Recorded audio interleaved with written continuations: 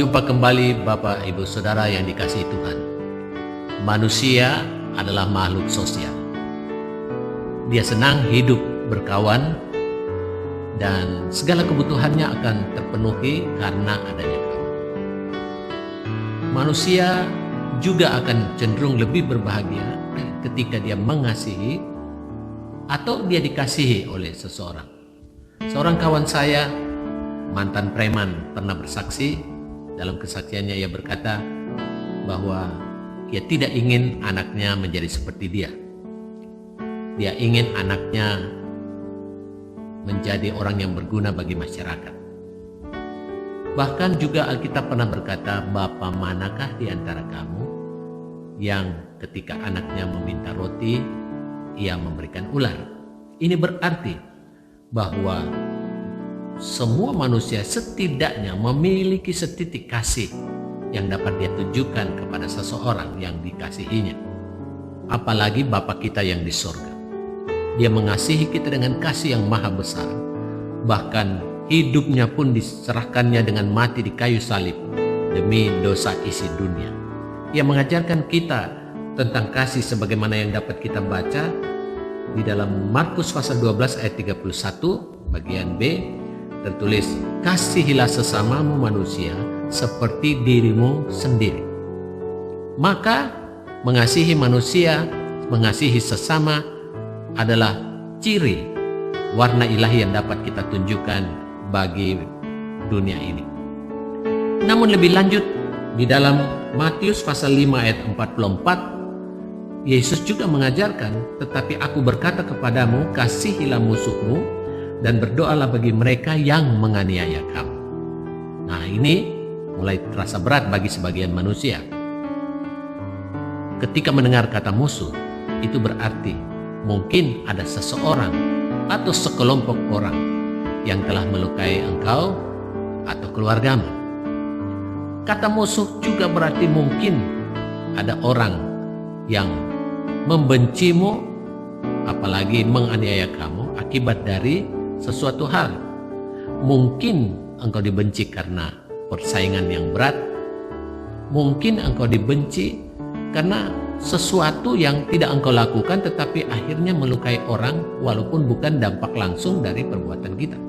Atau mungkin juga engkau dibenci karena engkau pengikut Kristus. Bapak Ibu Saudara-saudara sekalian, tidak mudah untuk mengasihi di saat kita dibenci. Ada sebuah tulisan dari Candy Arrington tentang kisah seorang guru bernama Alain Bennett yang pernah mempunyai seorang murid yang bermasalah bernama Polly. Polly sangat menunjukkan kemalasan di dalam kelas dan enggan menjawab semua pertanyaan ibu guru, sementara ibu guru ini berupaya untuk meningkatkan Polly agar berhasil dalam sekolah ini. Namun Polly tidak senang diurusin oleh ibu gurunya dan selalu menuliskan di sebuah kertas, "Aku membenci ibu guru."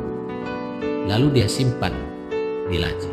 Ibu gurunya menemukan dan beberapa kali demikian akhirnya ibu guru mulai memberi balasan di bawah surat itu, "Aku mengasihimu."